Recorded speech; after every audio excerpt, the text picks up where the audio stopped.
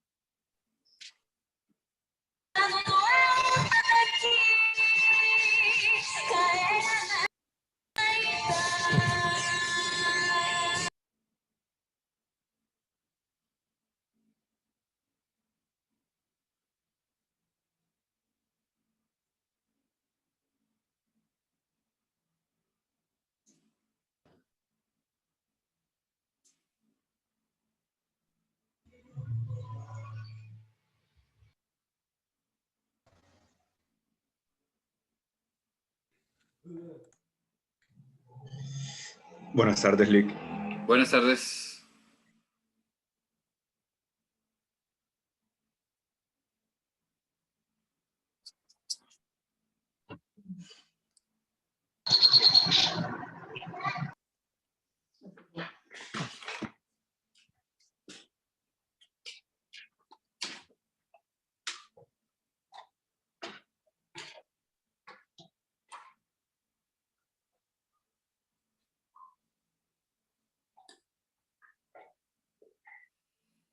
Bueno, buenas tardes a todos y cada uno de ustedes. Primeramente, las disculpas del caso por no haber estado el día viernes. Tuve inconvenientes y ya se hizo demasiado tarde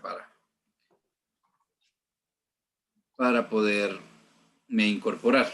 Entonces, espero que podamos cumplir más adelante con ese espacio.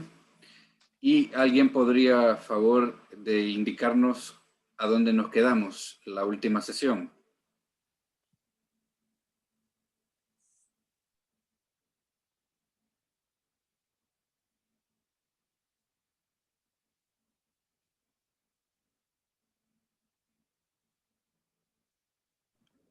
Nos quedamos en que íbamos a estudiar las contribuciones de Baltasar de Ayala.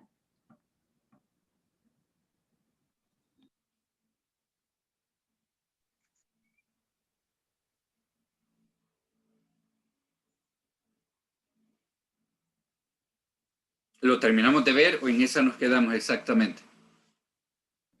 En esa nos quedamos, a estudiarla, vamos. Ok.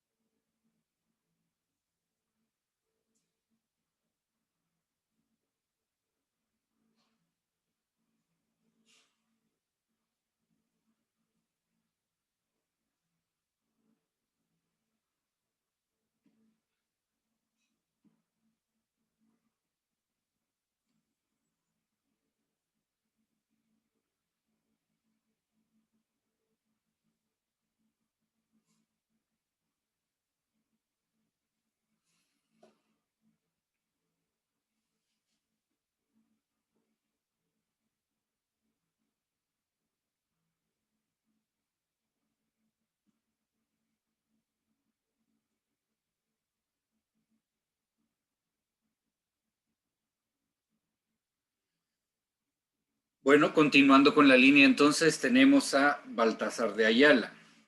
Este personaje cambia un poco el esquema de lo que veníamos hablando con relación al naturalismo, y es que él trata de justificar un poco la monarquía o el poder que representa el gobernante. Recordemos que hasta en ese entonces mencionábamos que el poder está concentrado en el gobernante y no existe ninguna equidad o distribución con relación a las funciones que tiene el Estado. Y él trata de justificar, y su postura es un poco en defensa de ello, sosteniendo que el monarca recibe su autoridad de Dios y que, aunque sea un gobernante injusto, no hay que rebelarse. También trata de justificar la guerra, que es otro tema que ha venido también tratando de cambiarse en el esquema con relación a la guerra justa, y trata de justificar la guerra con relación al monarca.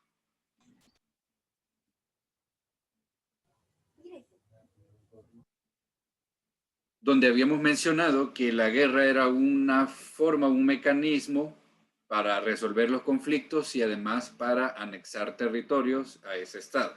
Entonces, de alguna forma justifica la guerra con relación al gobernante en cuanto a que si el rey, monarca, emperador, lo que sea, lo establece así, es una guerra legítima y es una prácticamente una situación válida. Pero el punto diferencial de él es que comparte lo que establecía Francisco de Vitoria y otros pensadores con relación a la comunidad internacional.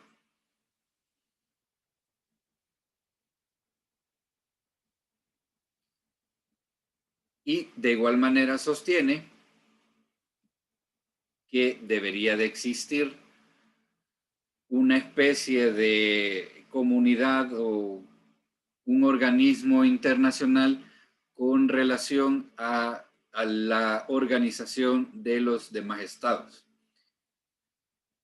Ese es el gran punto diferenciador con relación a su pensamiento, no obstante que de alguna forma defiende la monarquía y defiende las guerras, pero de alguna forma considera que es necesaria una especie de organización a nivel internacional.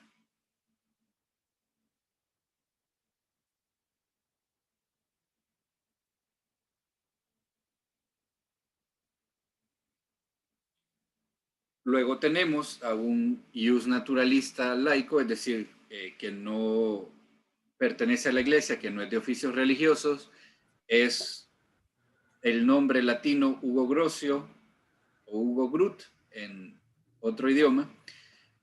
Es válido llamarlo Hugo Grocio, que es prácticamente un ius naturalista, que él sí defiende la proclamación o la reconocimiento de los derechos fundamentales a nivel mundial. Y además, otras situaciones. Por ejemplo, la situación de los mares. Cuando España, Portugal e Inglaterra tenían dominio sobre grandes extensiones del océano debido a los procesos de conquista en América, proclamaba la libertad de los mares, es decir, de que el mar debería de ser libre y que su navegación no debería estar o no debería tener mayor limitación. Y él sí reconoce que el derecho internacional proviene del derecho natural, es decir, el reconocimiento del derecho natural, que toda persona es sujeto de derecho humano, independientemente de su nacionalidad, de su etnia, es un aspecto del derecho internacional.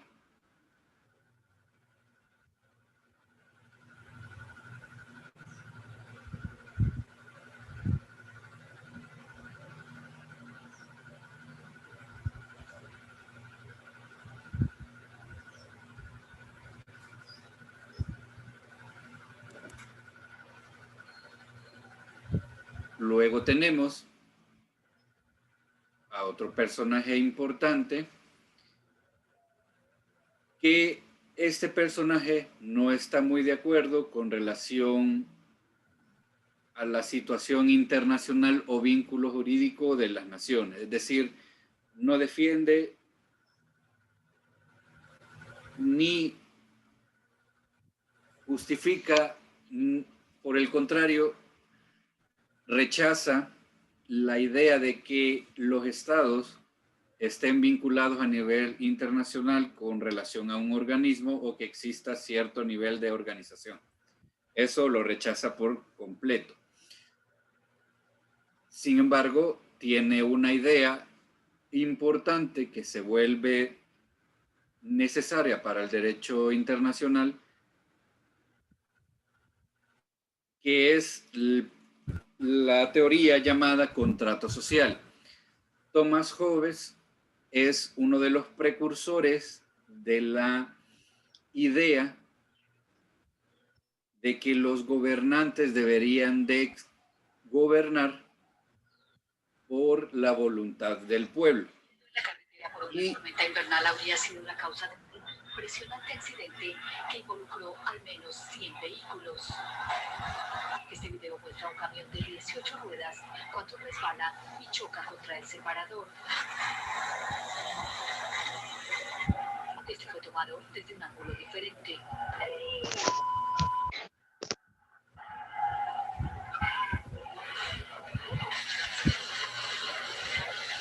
Luego otro camión chocó contra el que ya se había accidentado.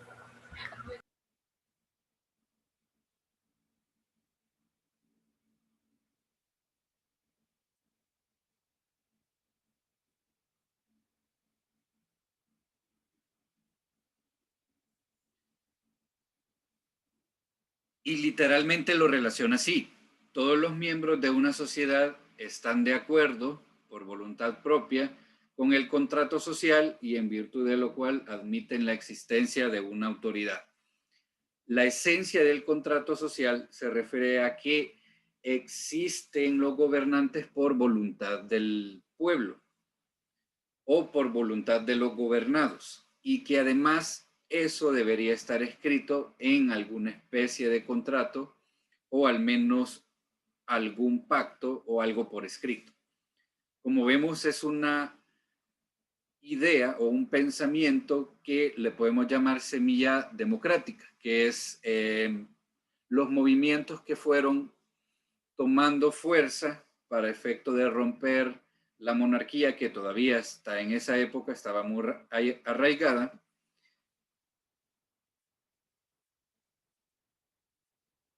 y sirve de base para esos procesos que llevaron a romper con la monarquía, y posteriormente también la Revolución Francesa, que fue el símbolo de rompimiento total de ese poder absoluto que se mantenía hasta en ese momento.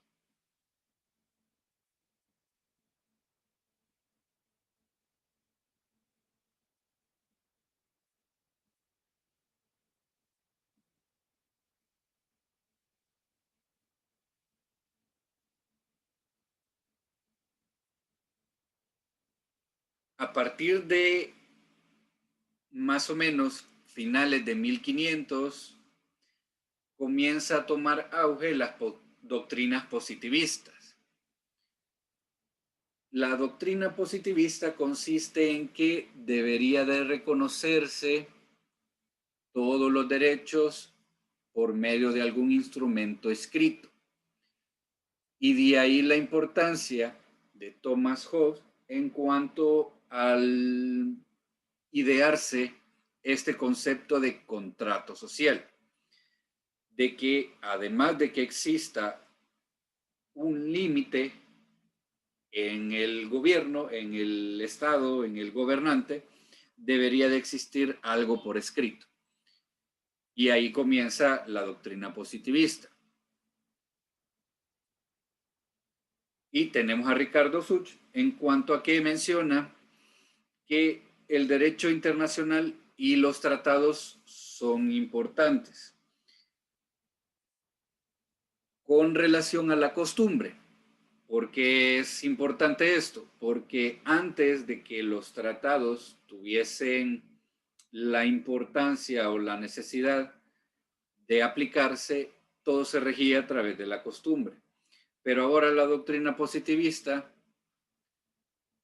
defiende la idea que además de que se reconozca todo lo que se ha venido propagando desde Francisco de Vitoria como la internacionalización de los derechos humanos, debería de establecerse por escrito, es decir, a través del derecho positivo. El derecho positivo se refiere a que, además de que está escrito, se vuelve vigente y de estricto cumplimiento. Por lo tanto, empieza a tener énfasis los tratados internacionales de manera escrita.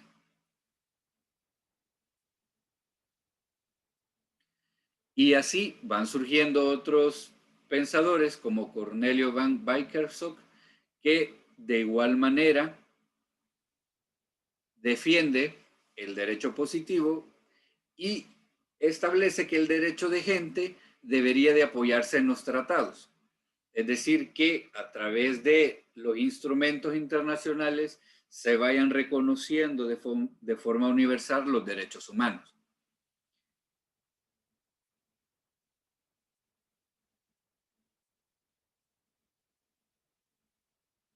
Es creador del concepto de mar territorial.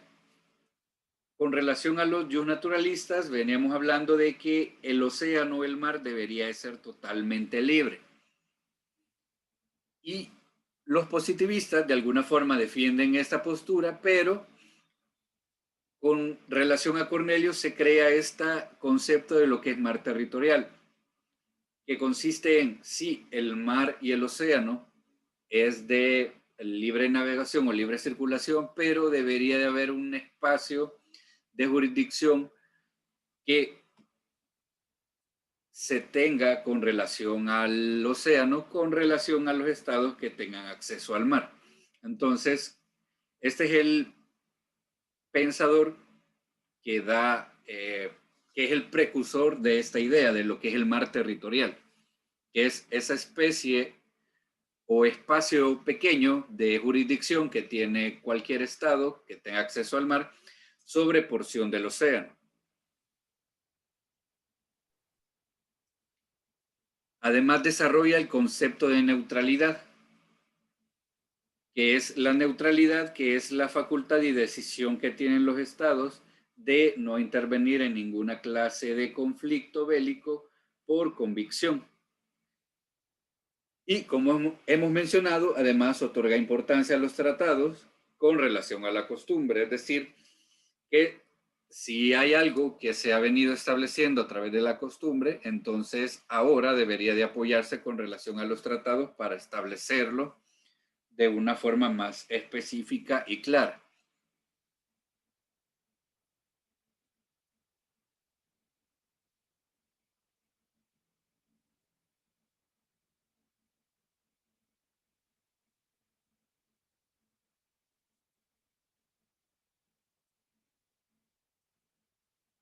Luego de los movimientos naturalistas y positivistas, hay ciertos eventos en la historia del derecho que marcaron la diferencia en el derecho internacional. El primer evento es la Guerra de los 30 años, que duró desde 1618 a 1648.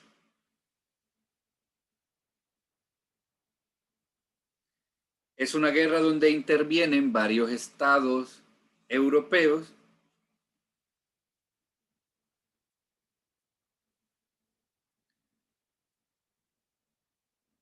donde se origina en Praga, lo que es ahora la región de Checoslovaquia.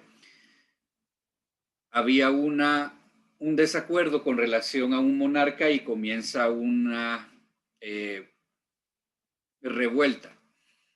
Ese ese momento en la historia fue llamado Defenestración de Praga y lo pueden buscar, literalmente es así. La guerra empieza porque en la revuelta, en la discusión, se arrojan unas personas por la ventana y eso da inicio a un gran conflicto bélico que duró 30 años.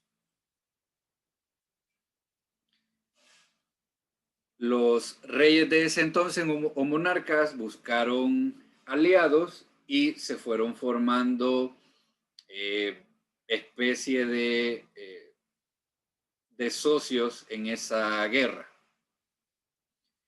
Intervino Dinamarca, Suecia, Francia, y todo se desarrolló en el centro de Europa. Intervinieron prácticamente casi toda Europa central en ese episodio conocido como Guerra de los 30 años. No fue denominada Guerra Mundial por la situación de que solamente intervinieron estados europeos.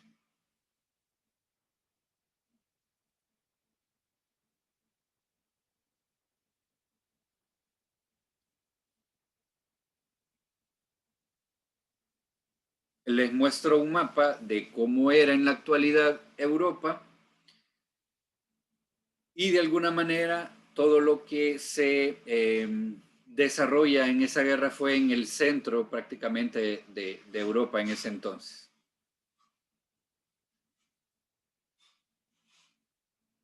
Además del Sacro Imperio Romano Germánico.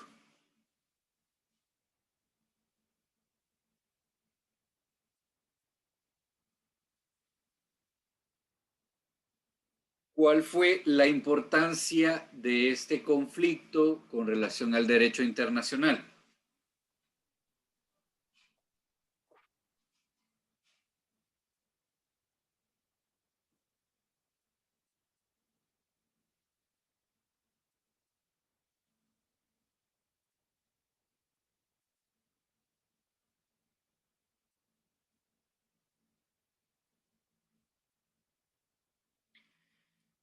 Termina con lo que se conoce como la Paz de Westfalia,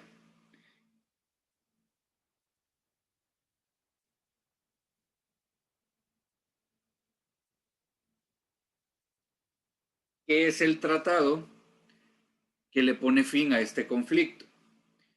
Y este tratado originó el énfasis de la diplomacia.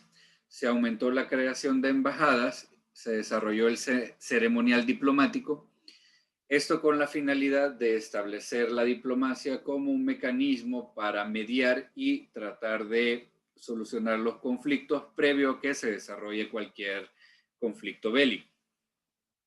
Por eso la importancia además del ceremonial diplomático posterior a este evento.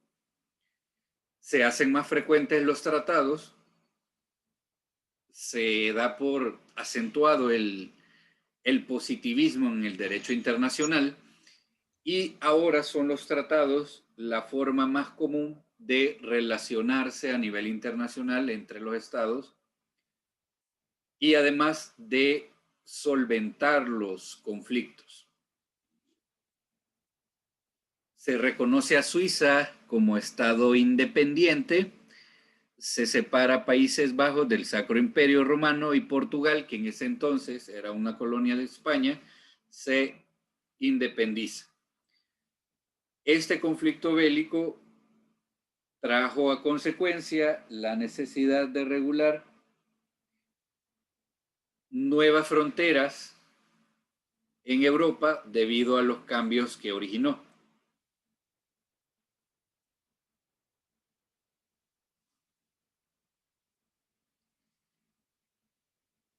A partir de 1700 es que se afirma el positivismo y se le da impulso también a los tratados internacionales, ahora también con fines comerciales. También modifica o trata de establecer puntos con relación a la guerra, por ejemplo, la protección a los enfermos y heridos en conflictos bélicos, y fue influencia para la Revolución Francesa.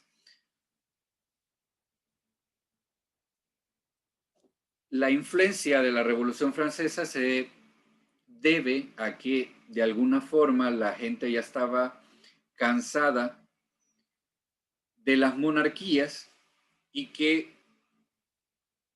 un monarca, un rey o un emperador, o como se le llamen, o se lo hubiera llamado, simplemente lo lleve a una guerra por voluntad propia. Como vemos en esta guerra que duró 30 años, ni siquiera habían estados que tenían necesidad de participar y no había motivo para intervenir en una guerra que duró tanto tiempo.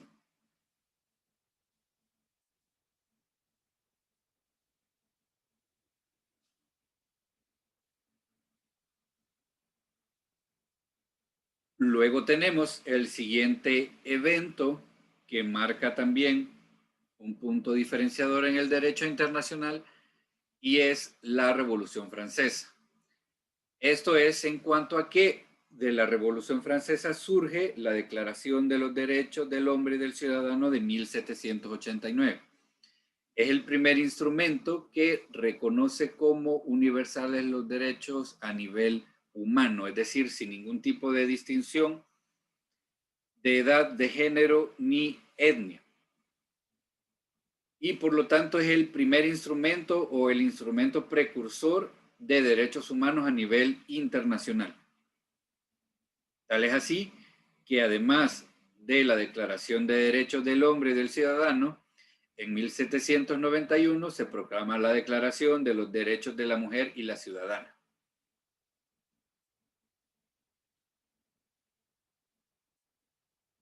Reconociendo que las mujeres tienen los mismos derechos o la misma igualdad con relación a los derechos del hombre.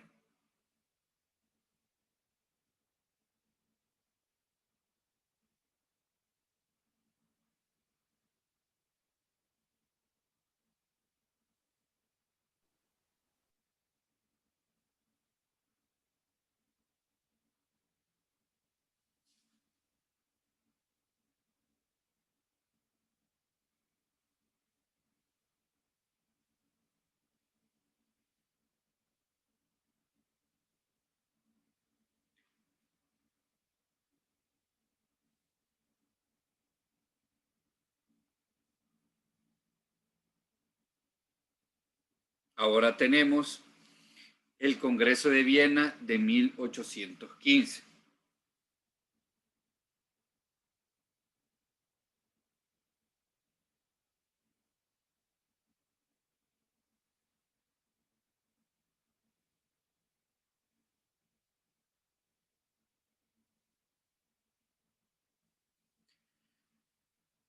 La necesidad de este Congreso surge debido a la derrota que sufre Napoleón Bonaparte. Napoleón trata en su visión, trata de unificar estados europeos en una sola, prácticamente en un solo estado, en un solo imperio. Y lo logra brevemente creando o unificando ciertos estados europeos de ese entonces, pero esa unificación que logró duró muy poco. Luego que es derrotado, surge la necesidad de establecer un congreso, que es este de Viena de 1815, que tenía por finalidad restablecer las fronteras de los países europeos que alguna vez Napoleón unificó y trató de establecer en una sola entidad, en un solo imperio.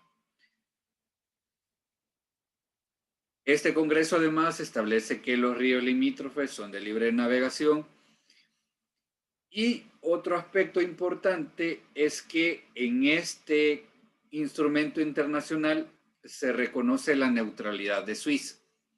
Es aquí donde esa famosa neutralidad histórica es reconocida. Y consiste en el compromiso de este Estado de no participar en ningún conflicto armado de ningún tipo y por el contrario dar asilo o dar apoyo de carácter humanitario a los estados que lo requieren. De ahí esa neutralidad histórica de la cual hasta este momento, hasta esta fecha, Suiza la mantiene. Por lo tanto, los tres aspectos importantes de este Congreso es que restablece las fronteras, reconoce los estados en ese entonces, establece la libre navegación de los ríos limítrofes y el reconocimiento de Suiza como estado neutral que a la fecha se mantiene.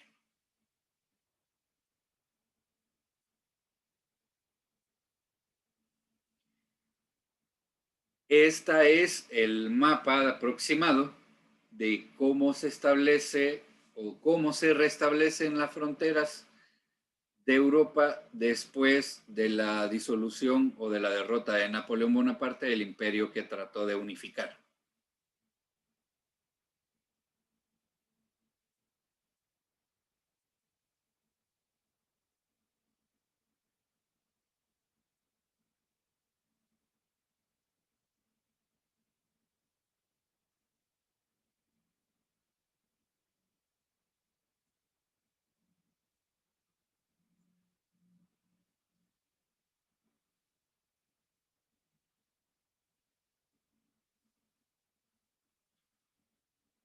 Luego, el siguiente gran evento de carácter internacional es la Gran Guerra, o conocida como Primera Guerra Mundial, de 1914 a 1918. Inicia con el asesinato de un heredero a la corona del Imperio Austrohúngaro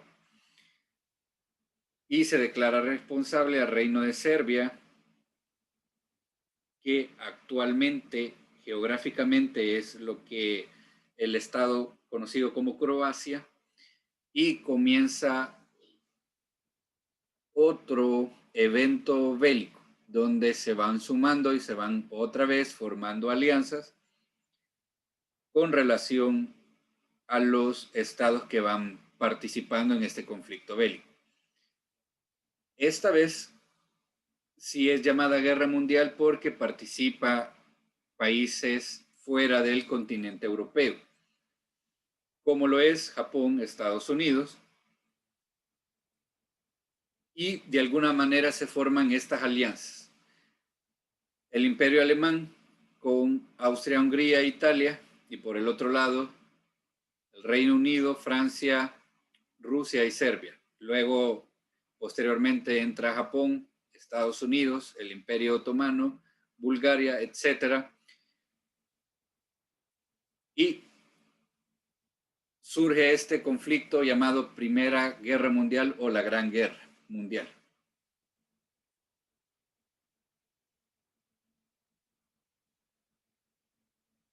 Este es el mapa aproximadamente de cómo es que se fueron formando las alianzas.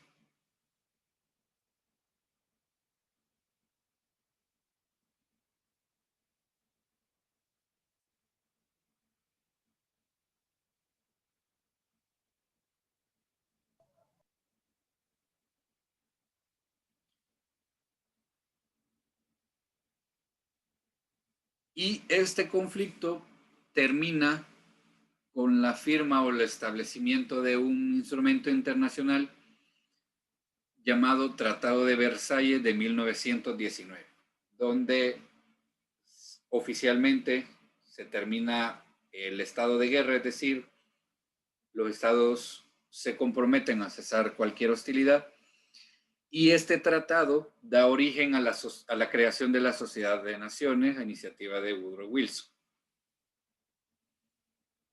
Aquí es donde comienza o se acentúa la necesidad de que exista algún ente regidor de carácter internacional para efecto de evitar este tipo de conflictos. Y un aspecto interesante es que establecen cláusulas de responsabilidad moral y económica a Alemania por excesos cometidos en la guerra, y se le veta el ingreso a Alemania a la Sociedad de Naciones por eso.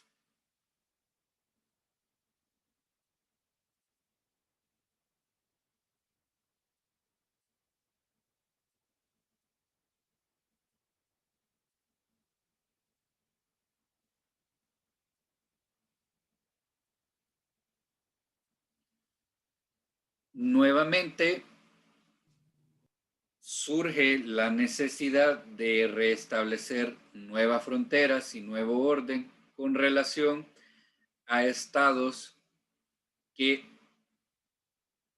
llamémoslo así, nacieron posterior a este conflicto debido a la disolución de imperios que hasta ese momento existían.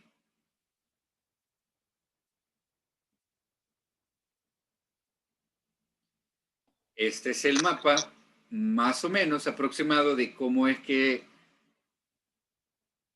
en ese momento se encontraba ya Europa posterior a esta guerra.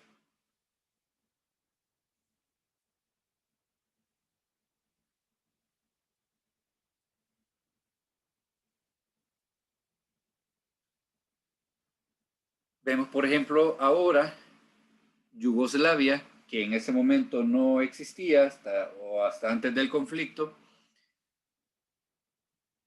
Se separa Finlandia, Estonia, Letonia de ese parte del Imperio Ruso. Polonia tiene un poco más de territorio. Surge Checoslovaquia. Austria y Hungría se separan y forman estas nuevas estados o naciones.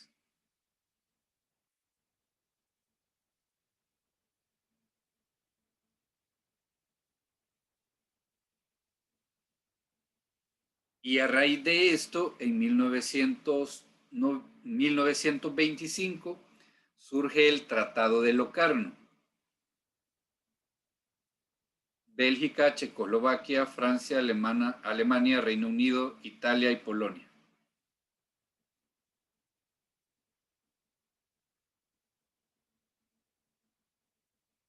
Y la necesidad de un nuevo tratado posterior a la Primera Guerra Mundial o posterior al pacto donde se le pone fin al conflicto, es que además de pactar políticas de no agresión, están reconociendo nuevas fronteras debido a todos los cambios que se dieron y además reconocen el arbitraje como un mecanismo para solucionar los conflictos.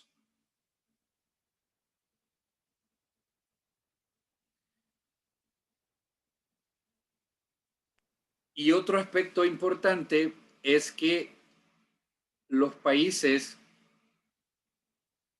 que están en este punto, en 1925, hay estados que oficialmente no existían cuando el conflicto bélico terminó.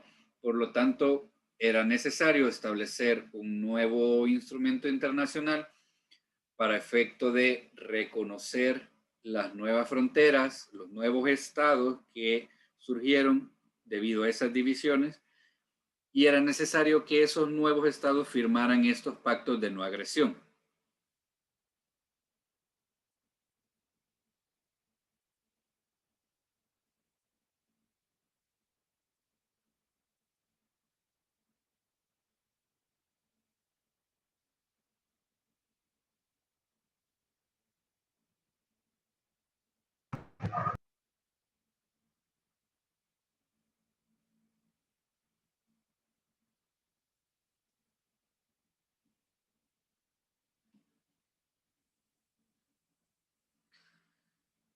¿Alguna pregunta o comentario hasta el momento?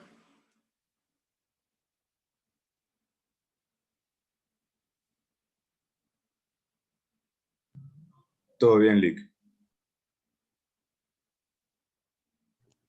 Yo tengo una pregunta, Lick.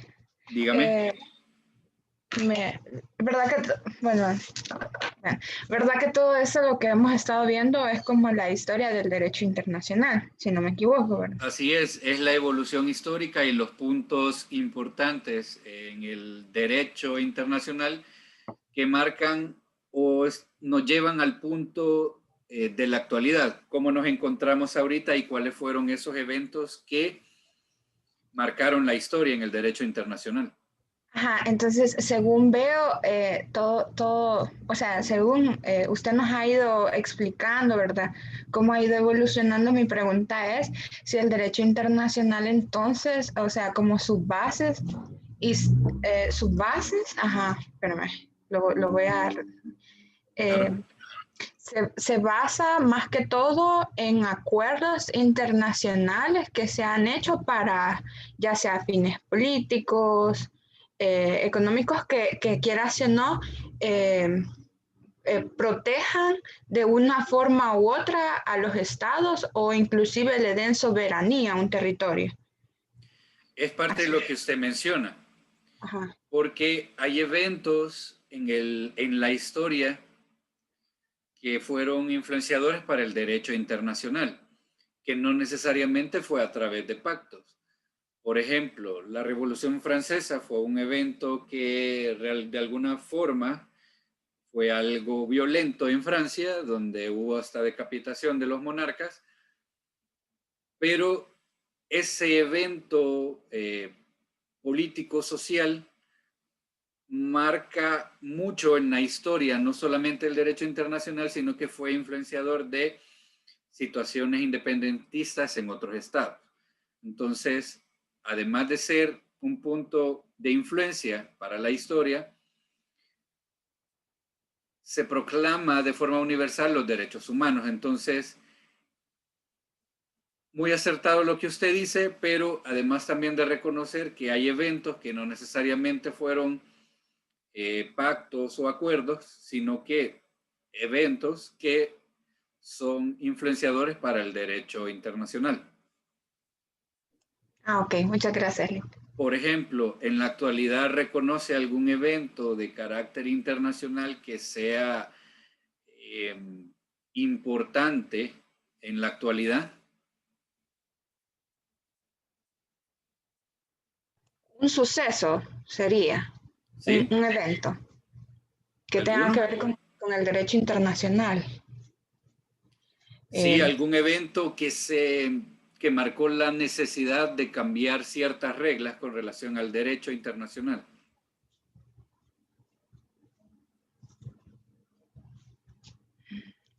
Fíjese que no se me ocurre por el momento ninguno, Lick. Ok, O sea, no sé si sería tan acertado que yo lo dijera, pero quizás es como el evento como más cercano que creo yo podría influenciar dentro del derecho internacional es lo que hemos estado viviendo hasta el día de ahora, con lo de la pandemia. No sé si podría ser un evento que podría influenciar. por supuesto. De hecho, es el evento que en nuestra generación nunca lo habíamos tenido. Marca una gran diferencia y pues cambió las reglas para todo. Ah, ok. Ah, pues esa era como mi duda, porque estaba como si había entendido bien o no con respecto a toda la evolución histórica que nos había estado explicando, pero gracias, Liz. Claro, lo que sucede es que realmente es algo nuevo, ¿verdad? Nunca habíamos tenido una experiencia mundial de esa naturaleza, mundial. Y los eventos que hemos estado viendo prácticamente habíamos tenido referencia de estos a través de la historia, en libros, documentales, etcétera, pero nunca lo habíamos vivido.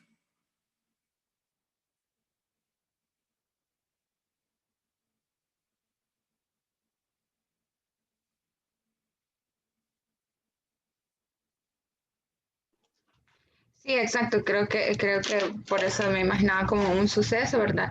Me imagino a partir de este suceso se van a empezar a dar acuerdos, o no sé si ya los hay, desconozco, acuerdos internacionales que entren dentro del derecho público, me imagino. No sé. Es probable, todavía no hemos visto mm,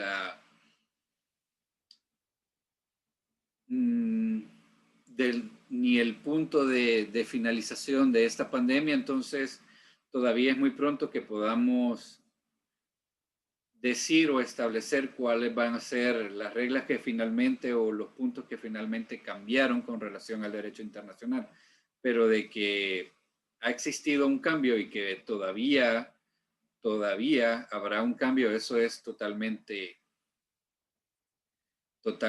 cierto.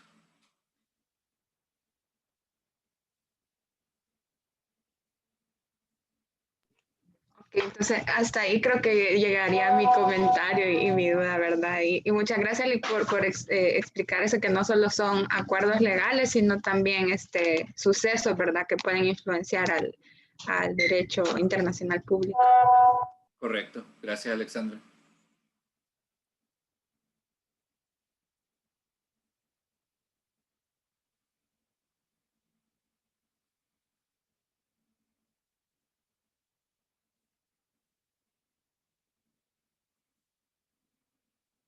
Bueno, si no hay más preguntas o comentarios, nos quedaremos hasta acá.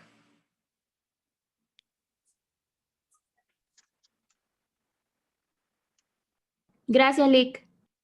Gracias. Buenas noches. Gracias, Lick. Buenas Gracias, tardes. Lick. Gracias, Cuídense gracias. todos y Vuelva sigan pronto. las medidas de Gracias. protección, Mil por favor. gracias. Vuelva pronto. Sí, sí. Gracias, Lick. Adiós. Saludos.